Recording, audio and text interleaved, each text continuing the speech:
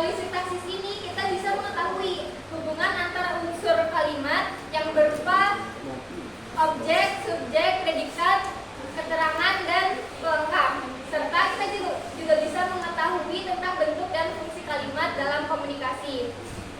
Melalui sintaksis ini juga kita bisa mengetahui cara penyusunan kalimat efektif yang jelas, tepat, dan sesuai dalam konteks komunikasi. Jadi kita masuk ke materi yang pertama, yaitu frasa, yang akan dijelaskan oleh Febrian Helena. Baiklah, materi pertama itu adalah frasa. Frasa itu adalah gabungan dua kata atau lebih yang bersifat tidak predikatif. Frasa juga mengisi salah satu fungsi sintaksis dalam kalimat. Nah, uniknya si frasa ini jadi memiliki subjek sama predikat. Contohnya, gunung besar, rumah besar, baru. Itu adalah contoh-contoh dari frasa. Lalu kita lanjut ke poin kedua, yaitu ciri-ciri frasa. Yang pertama, memiliki gabungan dua kata atau lebih. Yang kedua, tidak memiliki subjek atau predikat. Yang ketiga, memiliki satu makna yang utuh. Yang keempat, tidak memiliki intonasi akhir. Yang kelima, jenis frasanya berdasar kata inti. Itu adalah ciri-ciri dari frasa. Untuk poin ketiga itu jenis frasa berdasarkan distribusinya. Jenis frasa berdasarkan distribusi itu dibagi jadi dua. Yang pertama endosentris, yang kedua eksosentris. Kalau endosentris itu maknanya setara atau mengacu pada salah satu pembentuknya. Nah, endosentris ini dibagi jadi tiga golongan. Yang pertama koordinatif, yang kedua atributif, yang ketiga positif. Kalau koordinatif itu unsurnya setara. Contohnya ayah, ibu, ayah dan ibu. Terus guru, murid, guru dan murid setara gitu. Nah. Terus yang kedua itu ada atributif. Atributif itu ada inti dan jelas. Contohnya intinya rumah, jelasnya besar, berarti rumah besar. Yang ketiga ada apositif. Apositif itu unsur kedua menjelaskan unsur pertama. Contohnya unsur pertamanya Jakarta, unsur keduanya ibu kota. Ibu kota Indonesia. Ya, benar. Lalu kita lanjut ke bagian jenis berdasarkan kategori. Jadi frasa itu ada jenis juga berdasarkan kategorinya. Jenisnya ada 4. Yang pertama, frasa nominal. Frasa nominal itu kata benda. Contoh, buku baru, meja baru, meja baru, tulis nominal. Terus ada frasa verbal. Frasa verbal itu kata kerja. Contohnya, sedang apa, sedang di mana. Nanti contoh jadi verbal. Lalu yang ketiga ada numeral. Numeral itu kata bilangan. Misalnya 12 siswa sedang bermain di lapangan. Lalu yang keempat itu proposisional. Itu kata depan yang diawali kata depan. Misalnya di sekolah, ke sekolah. Sebenarnya ada ketinggalan habis endosentris ke eksosentris. Eksosentris itu hampir sama kayak proposisional, yaitu dia tuh tidak sepadan, tidak ada salah satu unsurnya. Jadi kayak diawali kata depan juga, ke sekolah, di sekolah. Untuk materi kedua akan dijelaskan oleh teman saya, Pak Lia. Baik, kita masuk ke materi yang kedua, yaitu klausa. Nah, klausa itu adalah satuan sintaksis atau gramatikal yang sifatnya itu predikatif, berupa subjek dan predikat. Klausa ini bisa berdiri sendiri atau bisa juga ditambahkan dengan unsur lain seperti objek, keterangan, dan pelengkap. Tapi selama hanya dalam satu klausa itu cuma memiliki satu predikat aja. Nah, kalau menurut para ahli seperti Sidu dan Tidak Laksana, klausa itu merupakan runtutan kata yang bersifat predikatif dan bisa dianggap sebagai kalimat dasar. Jadi klausa dan kalimat itu tuh memiliki struktur yang serupa. Bedanya itu di intonasi dan tanda baca akhir yang menjadikan klausa itu tuh sebagai kalimat utuh. Nah, di sini Kusartanti itu menggolongkan klausa berdasarkan sifatnya menjadi dua jenis, yaitu klausa bebas dan klausa terikat. Kalau klausa bebas itu klausa yang dapat berdiri sendiri dan sudah bisa menjadi kalimat. Kalau klausa terikat itu klausa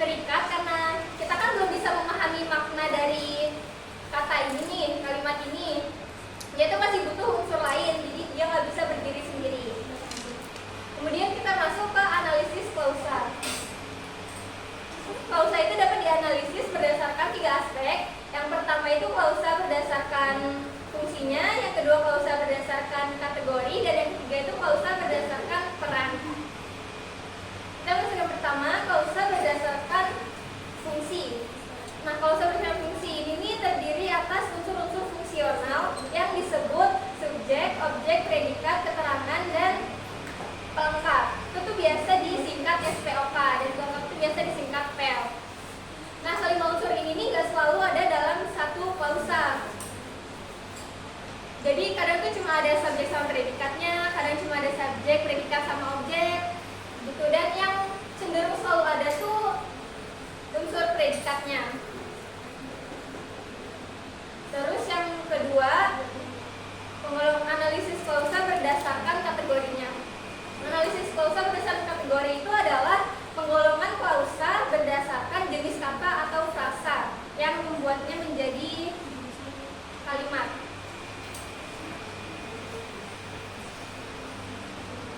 Nah, klausa ini nih bisa diisi oleh kategori tertentu dan nggak semua kategori itu tuh bisa mengisi fungsi klausa. Yang bisa itu tuh nomina, frasa verba, dan frasa preposisi. Contohnya tuh kayak mahasiswa sedang berdiskusi di dalam kelas. Nah, mahasiswa ini termasuk ke nomina, sedang berdiskusi itu termasuk ke frasa verba, dan di dalam kelas itu tuh termasuk ke frasa preposisi. Terus yang ketiga, analisis klausa berdasarkan perannya. Analisis klausa berdasarkan perannya itu tuh kita melihat hubungan antar unsur kalimatnya, seperti siapa yang melakukan dan apa yang dilakukan. Contohnya tuh kayak ibu membuat kue. Ibu itu kan yang melakukan, membuat itu tuh yang dilakukan, dan kue itu nanti hasilnya. Selanjutnya kita masuk ke penggolongan klausa. Di sini klausa digolongkan menjadi 3 jenis. Yang pertama yaitu berdasarkan struktur internalnya, yang kedua berdasarkan keberadaan kata negatifnya, dan yang ketiga berdasarkan struktur predikatnya. Yang pertama, penggolongan klausa berdasarkan struktur internalnya itu terbagi menjadi 2, yaitu klausa lengkap yang subjeknya terlebih dahulu daripada predikat. Sedangkan yang kedua itu klausa lengkap unsur balik yang predikatnya itu lebih dulu daripada subjek. Contohnya tuh kayak badan orang itu sangat besar. Badan orang itu kan termasuk ke subjek, sangat besar itu tuh termasuk ke predikat. Jadi kalau badan orang itu sangat besar itu tuh termasuk ke klausa lengkap yang subjeknya terlebih dahulu. Sedangkan kalau yang predikatnya terlebih dahulu itu tuh dibalik. Jadi predikatnya jadi sangat besar badan orang itu. Kemudian yang kedua, analisis penggolongan klausa berdasarkan keberadaan kata negatifnya. Itu terbagi menjadi 2 juga, yaitu klausa positif dan klausa negatif. Nah, klausa positif ini tuh klausa yang tidak ada kata negatif di dalamnya. Contohnya tuh kayak mereka sedang diliputi perasaan senang. Nah, itu termasuk ke klausa positif karena nggak ada kata-kata negatif di dalamnya. Terus yang kedua itu klausa negatif. Itu tuh klausa yang di dalamnya terdapat kata negatif seperti tidak, bukan, belum, atau jangan. Contohnya tuh kayak dia tidak langsung pulang, melainkan membeli makan terlebih dahulu. Nah, kan ada tidak tuh di dalam klausa itu, kalimat itu.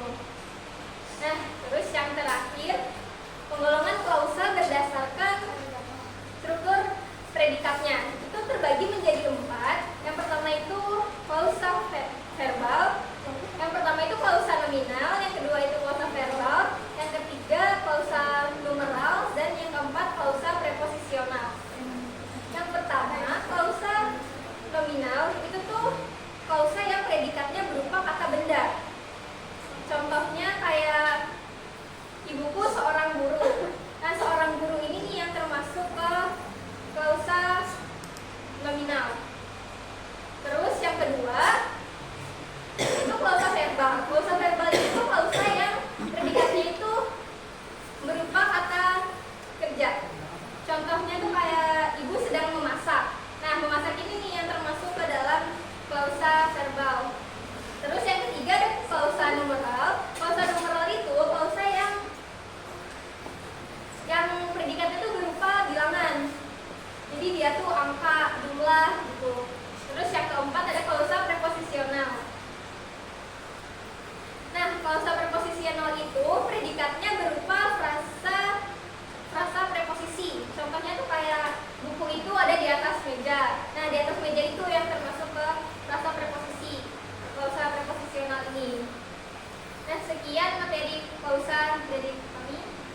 Selanjutnya akan dilanjutkan oleh Lady Putri. Baik, setelah mendengar penjelasan tentang frasa dan klausa tadi, saya akan melanjutkan tentang jenis kalimat. Nah, kalimat itu sebenarnya kan suatu bahasa yang memiliki makna lengkap yang biasanya ada subjek dan predikat di dalamnya. Terus jenis kalimat ini dibagi menjadi 3. Nah, yang pertama yaitu berdasarkan susunan dan strukturnya. Nah, berdasarkan susunan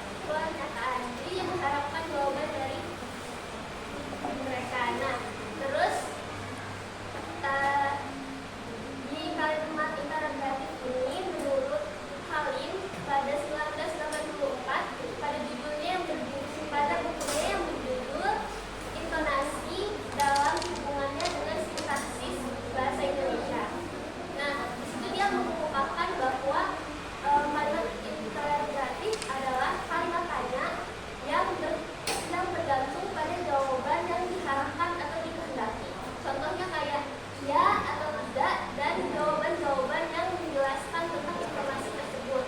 Nah, itu contohnya kayak misalkan kita hari ini masuk berapa sih? Dia mengharapkan jawaban dari lawan bicaranya. Kayak lawan bicaranya otomatis kan jawab kayak misalkan masuknya jam 10 pagi atau jam 8 gitu. Nah, terus kalau untuk yang ketiga itu adalah kalimat imperatif. Nah, kalimat imperatif itu berisikan kalimat larangan, perintah, atau himbauan. Nah, untuk kalimat perintah, dia biasanya kayak misalkan dia menyuruh lawan bicaranya itu kayak bersihkan dong ruangan ini. Jadi dia berharap bahwa lawan bicaranya itu akan membersihkan ruangan tersebut. Nah, lalu untuk yang kedua itu misalkan kalimat larangan. Nah, kalimat larangan dia tuh contohnya kayak jangan merokok di area ini. Nah, dia berharap bahwa lawan bicaranya tersebut tidak merokok di area tersebut. Begitu. Jadi dia mengharapkan ada tindakan dari lawan bicaranya itu. Terus untuk yang keempat, dia ada kalimat interjektif. Nah, interjektif itu kalimat yang menunjukkan atau memberikan suatu emosi untuk emosi kita. Kayak contohnya kayak lagi kagum, marah, sedih, senang, atau kesal, atau tidak suka. Pokoknya bentuk-bentuk emosi kita.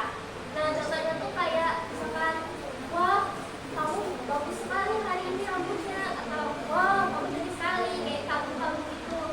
Nah, terus itu juga biasanya kalau misalkan di dalam pilot itu biasanya ditaruh tanda seru. Jadi dia selalu ada tanda seru di huruf akhir, maksudnya di kalimat akhir.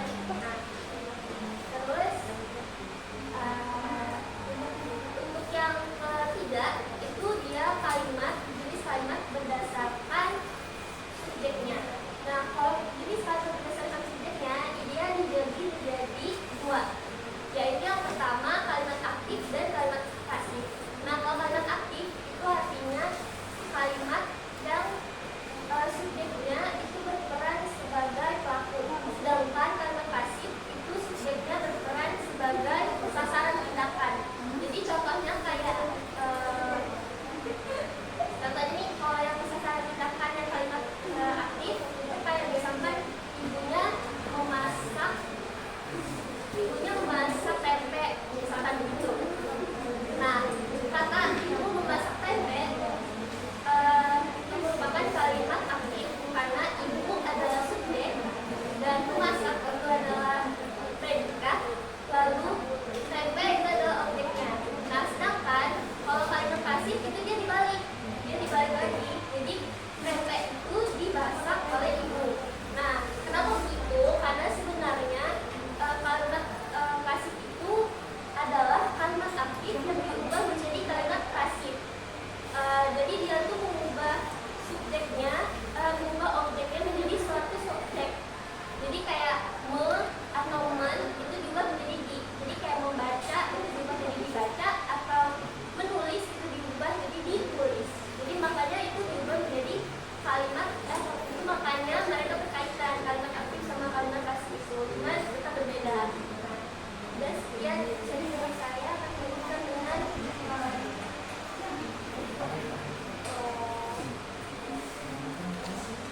baik, terima kasih atas waktu dan saya besar. Nah, ini kita akan lanjut ke materi tentang kalimat efektif. Teman-teman tahu nggak sih apa yang dimaksud dengan kalimat efektif? Tahu? Boleh, silakan.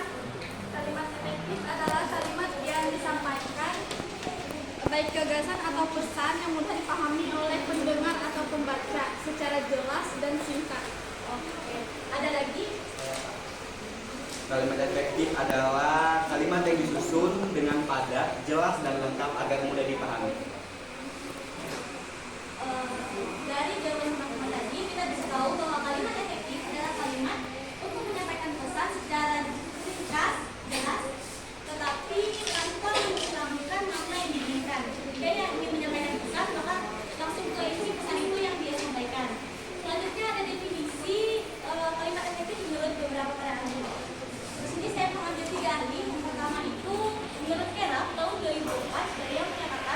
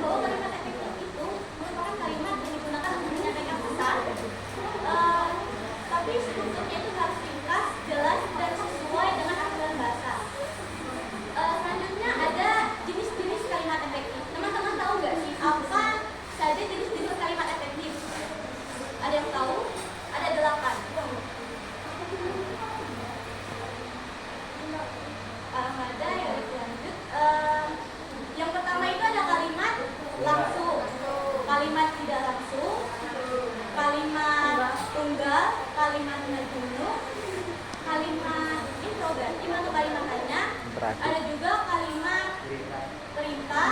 Selanjutnya Perintah. ya perintah. Ada lagi kalimat Tanya. kalimat tanya sudah interogasi. Ajakan. Ya kalimat ajakan. Dan terakhir ada kalimat berita. Nah, saya akan menjelaskan salah satu contoh itu kalimat langsung. Kalimat langsung biasanya bisa kita temui di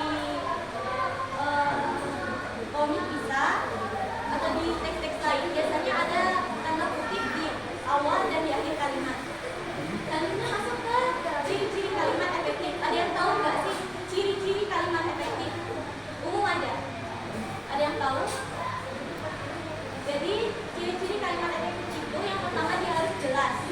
Kenapa harus jelas? Karena agar tidak membingungkan si penerima pesan tadi. Yang kedua, dia harus tepat. Dan yang ketiga, harus sesuai dengan aturan bahasanya. Dan selanjutnya ada lagi yang tahu ciri-ciri kalimat efektif. Singkat. Ya, ada lagi Jelas. jelas, mudah dipahami, mudah dipahami. Jadi banyak yang tahu. Untuk manfaat kalimat efektif, teman-teman ada yang tahu nggak sih manfaat kalimat efektif? Kita pembaca mudah memahami. Mempermudah lawan bicara mungkin. Yang salah. Ada lagi manfaat kalimat efektif mudah dipahami. Ya, agar mudah dipahami. Selanjutnya meningkatkan keterbacaan. Selanjutnya ada lagi mungkin teman-teman Menghindari ada yang tahu. kesalahpahaman. Menghindari kesalahpahaman. Ya, benar sekali. Menghindari kesalahpahaman. Untuk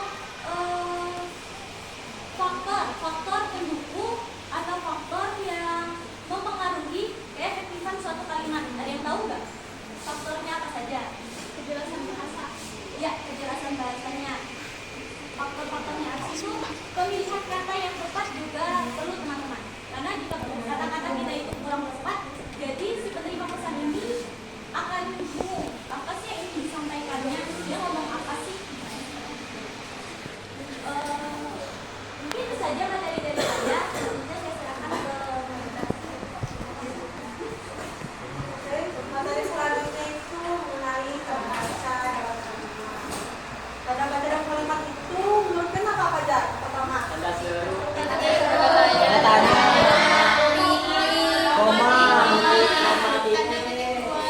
sebelum lanjut ke situ, aku mau jelasin dulu nih definisi tanda baca dalam kalimat. Definisi tanda baca dalam kalimat itu adalah simbol penulisan yang mengatur pembagian kalimat. Kenapa harus diatur? Kenapa harus ada simbolnya? Karena supaya si pembaca itu mengerti makna isi cerita dari si penulisnya. Kalau misalnya kita nih nggak ada simbolnya, nggak ada tandanya, kita bingung. Misalnya penulis ditulis kalau di cerita tuh si Nina lagi marah, di mana Ninanya dimarah? Sedangkan kata-katanya tuh nggak ada. Jadi tidak tahu itu lagi bertanya atau lagi Iya, jadi harus ada simbolnya. Jadi simbol itu makna. Kalau nggak ada simbol, nggak ada maknanya. Nah, terus kita lanjut ke bagian titik, koma, dan lain-lainnya. Kalau titik itu buat apa biasanya? berhenti. Kalau tanda seru? Tanda Tanda tanya? Bertanya. Tanda koma? Berhenti. Oke, untuk materi selanjutnya akan dijelaskan oleh rekan saya. Nah, lalu selanjutnya untuk yang ketiga itu adalah untuk yang ketiga itu adalah penggunaan tanda baca pada konteks digital. Nah, penggunaan tanda baca pada konteks digital itu kan biasanya kayak terabaikan loh sama kita, apalagi kita tuh kalau di media sosial kadang menulis atau mengetik dengan cepat. Nah,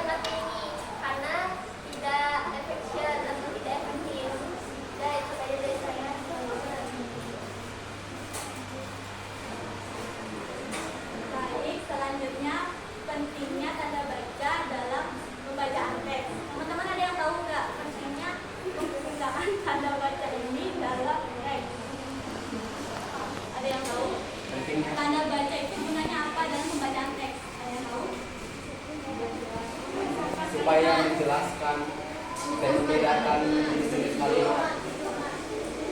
Ya, ada lagi Pembacanya menunjukkan struktur. Oke, banyak yang sudah tahu. Jadi saya jelaskan lagi bahwa tanda baca ini penting dalam pembacaan teks untuk agar si pembaca tahu alur walaupun asal struktur kalimatnya. Jadi bisa juga memperjelas intonasi ataupun emosi yang disampaikan sesuai dengan konteks kalimat itu. Untuk penggunaan tanda baca, fungsi tanda baca itu sudah dijelaskan oleh Helen tadi. Ada yang masih ingat? Ada apa coba? Misalnya tadi kayak tanda koma di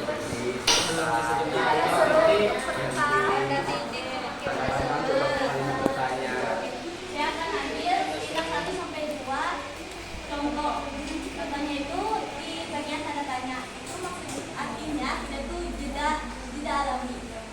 Dan di situ dia gunanya itu untuk memisahkan antara induk kalimat dengan anak kalimat. Contohnya, saya ke pasar membeli sayur, koma, makanan, koma, dan sebagainya. Jadi kan sudah kita memisahkan induknya itu apa, dia membeli, dan apa saja yang dibelinya itu adalah anaknya. Nah, selanjutnya titik itu adalah artinya jeda penuh, yang artinya juga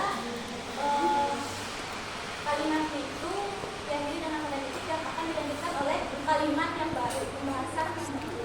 Jadi itu saja materi dari saya, selanjutnya akan dilanjutkan oleh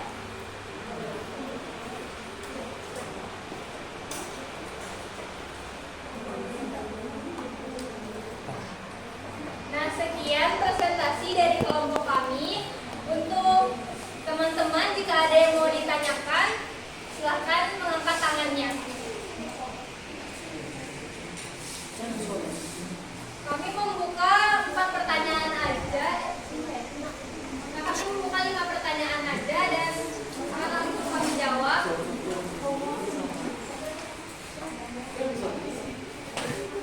Siapa?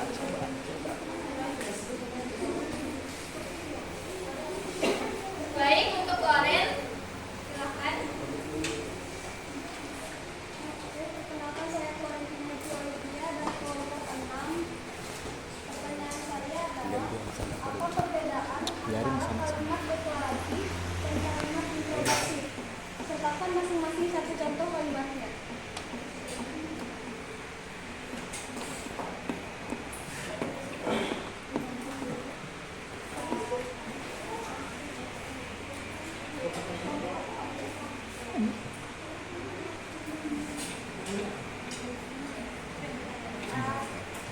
Aku mau sinyal boleh nggak? Boleh. Nah, buat pertanyaan kemarin tadi, itu kan perbedaan kalimat deklaratif dan kalimat dapat apa sih dari sana? Nah, itu untuk perbedaan kalimat deklaratif sama deklaratif. Yang pertama itu kalimat deklaratif juga aku sebutkan. Nah, kalau dari kalimat deklaratif itu kan kalimat yang menyampaikan informasi. Sedangkan kalau kalimat deklaratif itu kalimat yang mengharapkan atau meminta informasi. Nah, contohnya tuh kayak kalau kalimat deklaratif kan dia hanya menyampaikan informasi aja. Jadi kayak misalkan kali ini kita menggunakan baju batik ya. Dia bisa bilang kayak ngasih tahu informasi nih ke bicaranya kalau hari itu menggunakan baju batik, dia nggak mengharapkan jawaban dari bicaranya ini. Nah, terus kalau yang untuk kalimat deklaratif itu kan dia meminta informasi, mengharapkan kalau bicaranya ini bisa memberikan informasi dia. Jadi dia tuh contohnya kayak kita hari ini belajar mata kuliah apa ya? Nah, itu apa gitu. Terus dia mengharapkan bahwa bicara ini bisa menjawab dari pertanyaan itu, lalu memberikan informasi kayak misalkan, oh iya kita hari ini masuk mata kuliah bahasa Indonesia gitu. Dan dari saya akan sedikit Untuk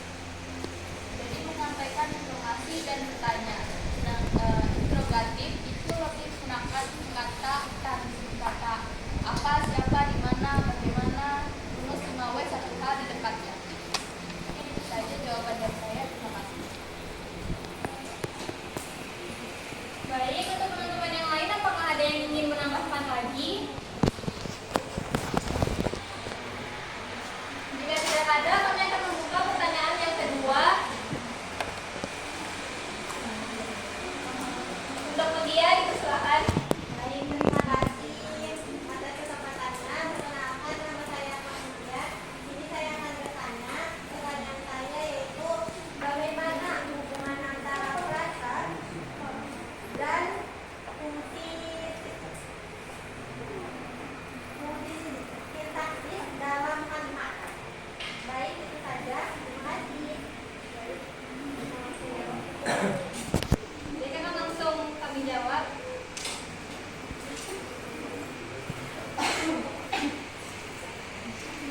Oke, di sini saya ingin menjawab pertanyaan dari Lima. Pertanyaan tadi tentang apa hubungan frasa dan sintaksis ya. Jadi gini, frasa sama sintaksis itu punya hubungan yang erat. Kenapa? Karena frasa itu berperan sebagai pengisi unsur kalimat dalam strukturnya sintaksis nih. Jadi walaupun frasa nggak ada subjek, nggak ada predikat, tapi kalau di sintaksis itu ada berfungsi, makanya mereka ada hubungan. Nah, contohnya nih lah, anak kecil itu sedang bermain di lapangan sekolah. Anak kecil itu kalau di frasa jadi nominal. Ya, berfungsinya itu sebagai subjek. Nah, masuk apa dulu? Oh, terus sedang bermain kalau di frasa masuk di verbal, berfungsi sebagai predikat. Nah, yang terakhir bermain di lapangan. Kalau di frasa masuk di proposisional, berfungsi sebagai keterangan tempat. Itu adalah contoh dari hubungan frasa dan fungsi sintaksis. Nah, Itulah. Baik, untuk teman-teman yang lain, apakah ada yang mau menambahkan? Nggak ada kok? Kalau nggak ada, kita langsung ke pertanyaan yang ketiga. Silakan angkat tangannya. Baik, untuk Fitriana.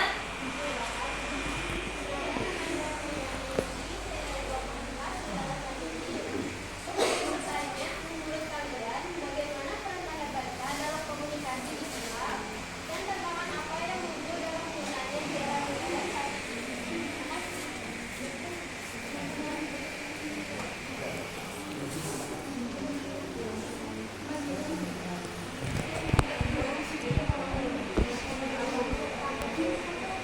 Untuk pertanyaan Fitriana, kami tampung dulu ya. Baik, untuk pertanyaan yang keempat, silakan. Pada Anya. Baik, perkenalkan nama saya Anya, saya dari kelompok 8. Saya ingin bertanya, mengapa sebuah klausa dikatakan memiliki potensi menjadi kalimat, tetapi tidak semua klausa dapat berdiri sendiri sebagai kalimat? Baik, saya ulangi, mengapa sebuah klausa dikatakan memiliki potensi menjadi kalimat, tetapi tidak semua klausa dapat berdiri sendiri sebagai kalimat? Itu saja dari saya. Jadi akan langsung saya jawab hanya pertanyaannya tadi, mengapa sebuah klausa itu berpotensi menjadi kalimat, tetapi tidak semua klausa itu dapat berdiri sendiri sebagai kalimat, gitu ya? Nah, kenapa klausa itu disebut berpotensi menjadi kalimat? Karena klausa dan kalimat itu tuh strukturnya sama.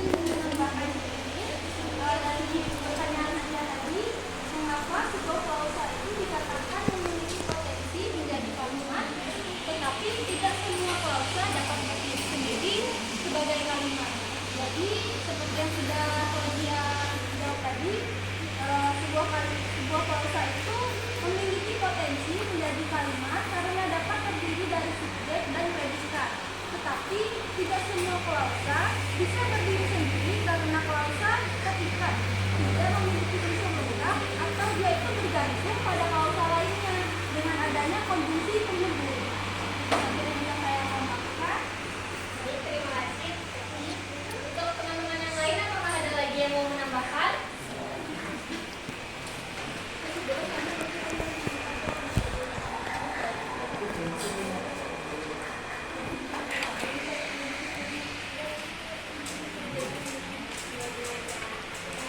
Baik, di sini kami akan menjawab untuk pertanyaan dari Triana. Diana boleh mengajar. Menurut saya, bagaimana perasaan adalah komunikasi digital yang pertama apa yang disebut